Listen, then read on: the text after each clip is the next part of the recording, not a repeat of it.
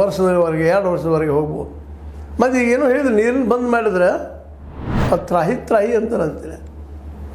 ಸಿಂಧೂ ನದಿ ಇಲ್ಲಿವರೆಗೆ ಒಂದು ದೊಡ್ಡ ಅಣೆಕಟ್ಟಿಲ್ಲಲ್ಲ ನಿಲ್ಲಿಸುವಂಥದ್ದು. ಇನ್ನುಳಿದ ನದಿಗಳಿಗಿದ್ದಾವೆ.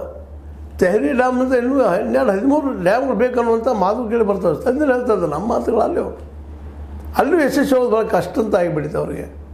ಇವೆಲ್ಲ ಕಾರಣಕ್ಕಾಗಿ ಏನೋ ಒಂದಿಷ್ಟು ಭಾವನಾತ್ಮಕವಾಗಿ ಉನ್ಮಾದ ಹುಟ್ಟಿಸಿ ಮತ್ತು ಅವ್ರದ್ದೇ ಆದಂಥ ಒಂದು ಟ್ರೋಲಿಂಗ್ ಕಂಪ್ನಿ ಅದ, IT ಶೆಲ್. ಅದ್ರ ಮೂಲಕ ತಮಗೆ ಯಾರು ಬೇಕೋ ಬೇಡದವ್ರನ್ನ ಹಣಿದ ಕೆಲಸ ಮಾಡ್ತಾಯಿದ್ರು. ಆದರೆ ಇದೆಲ್ಲರೂ ಈ ಸಲ ಸಾಲ್ದಂಗೆ ಇದೆ. ಈ ಪ್ರತಿಯೊಂದು ಪಕ್ಷನೂ ತಮ್ಮದೇ ಅಂತ ಟ್ರೋಲಿಂಗ್ ಗ್ಯಾಂಗ್ ಮಾಡಿಬಿಟ್ಟಿದ್ದಾರೆ.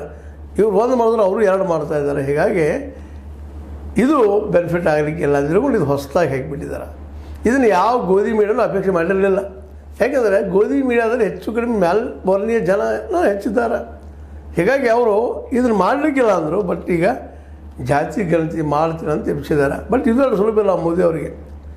ಪಾಕಿಸ್ತಾನ ಮೇಲೆ ಯುದ್ಧ ಹೋಗೋದು ಎಷ್ಟು ಕಷ್ಟದ ಕೆಲಸ ಇತ್ತು, ಇದು ಅಷ್ಟೇ ಅದ. ಯಾಕೆಂತಂದ್ರೆ ಈ ಒಂದು ರಿಸರ್ವೇಷನ್ ಹೆಚ್ಚು ಮಾಡಿದರೆ ಇಲ್ಲಿ ಮೇಲ್ಜಾತಿಯವರನ್ನು ದೂರ ಸರಿತಾರೆ. ಅಲ್ಲೂ ಒಂದು ಕಿರಿಕಿರಿ ಇದ್ದಾವೆ. ಈ ಎಲ್ಲ ನೆಲೆಯಲ್ಲಿ ಈಗೇನೋ ಹೇಳಿದ್ದಾರೆ ಇದು ನಾವು ಏನಪ್ಪ ಅಂತ ಜನಗಣತಿ ಮಾಡಿಸ್ತೀವಿ ಅಂತೇಳಿ. ಆದರೆ ಅದಕ್ಕೆ ಫಂಡ್ ಮಾತ್ರ ಬಜೆಟ್ದಲ್ಲಿ ಇಟ್ಟಿಲ್ಲ. 570 ಕೋಟಿ ಅಷ್ಟೇ ಇಟ್ಟಿದ್ದಾರೆ. 73 ಕೋಟಿ ಇನ್ನೂ ಕಡಿಮೆ ಅಂದ್ರೆ 500 ಕೋಟಿ 1000-2000 ಕೋಟಿ ಖರ್ಚು ಹೋಗುವಂಥದ್ದು. ಈ ಎಲ್ಲ ನೆಲೆಯಲ್ಲಿ ಇವತ್ತು ಮೋದಿಯವರು ಇಟ್ಟಂತ ಇನ್ನೊಂದು ಹೆಜ್ಜೆ ಇವ್ರಿಗೆ ತೊಂದರೆನೂ ಆಗ್ಬೋದು. ಈ ಜನಗಣತಿ ಈಗಾಗಲೇ ರಾಹುಲ್ ಗಾಂಧಿ ಅವರು ಬೆಲ್ಲ ಬಿಟ್ಟಿದ್ದಾರೆ. ಮಾಡೇ ಬಿಡ್ರಿ ಅಂತೇಳಿ. ಇದರಿಂದ ಏನು ನಮ್ಮ ಹೆಸರು ಬೇಕಾಗಿಲ್ಲ, ಅವ್ರದ್ದು ಬರಲಿ ಮೋದಿ ಅವ್ರದ್ದು ಮಾಡಲಿ ಅಂತ. ಆದರೆ ಅಂದಷ್ಟು ಎರಡೂ ಸುಲಭಿಲ್ಲ, ಎರಡೂ ಅಷ್ಟೇ ಕಷ್ಟದ. ಆದರೂ ಮೋದಿಯವರು ಹೆಜ್ಜೆ ಇಡ್ತಾರೆ ಅನ್ನೋ ಭರವಸೆ. ಯಾಕೆ ಅವರಲ್ಲಿ ಒಬ್ಬ ದಿಟ್ಟ ನಾಯಕರಿದ್ದಾರೆ ಅನ್ನೋದು ಈಗಾಗಲೇ ಹಲವು ಸಲ ಕಂಡುಕೊಂಡಿವಿ.